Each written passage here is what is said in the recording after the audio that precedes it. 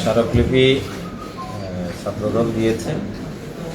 আর এর আগে যেটা হয়েছে সেটা আমাদের চক্ষুর নির্বাচিত প্রতিনিধি যারা তারা আসতে চেয়েছিল। তো ক্যাম্পাস যেহেতু শিক্ষার্থীদের জন্য উন্মুক্ত, আমার এখানে যে কেউই আসতে পারে, সেই দৃষ্টিকোণ থেকে তারা এসেছে এবং ছাত্রটি দিয়ে গিয়েছে, তাদের সাথে আমার কথা হয়েছে।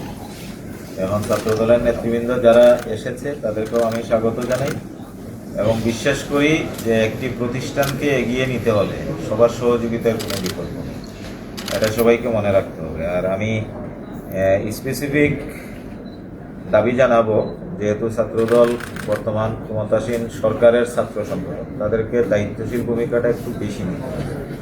আজকে আমরা ক্যাম্পাসে সভা সমাবেশ এবং মিছিল নিষিদ্ধ করেছি এবং পরবর্তী নির্দেশ না দেওয়া পর্যন্ত সেটা কার্যকর থাকবে। এই ব্যাপারেও যেন ছাত্রদল সচেষ্ট থাকে।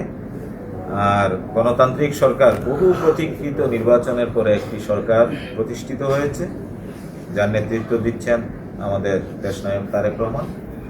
তো নির্বাচিত সরকারের তত্ত্বাবধানে মবতন্ত্র অথবা পূর্বের ন্যায় যে মববাজি, এটা যেই করুন, আপনারাও যদি করেন, আমরা জিরো টলারেন্স আপনাদের বিরুদ্ধে, এবং কাউকে সেই সুযোগ দেওয়া হবে না। এই লক্ষ্যে ছাত্রদলের প্রতিটি নেতাকর্মী দেশ গঠনে আমাদের প্রধানমন্ত্রীর যে অঙ্গীকার, জগন্নাথকে এগিয়ে নিয়ে যাওয়ার জন্য আমাদের যে অঙ্গীকার, সেই অঙ্গীকার বাস্তবায়নের জন্য এক একজন অতন্ত্র প্রহরীর কাজ করবে। আমি সেই প্রত্যাশাটুকু করতে চাই এবং ছাত্রদল থেকে সেই সহযোগিতাটা আমি প্রত্যাশা করি।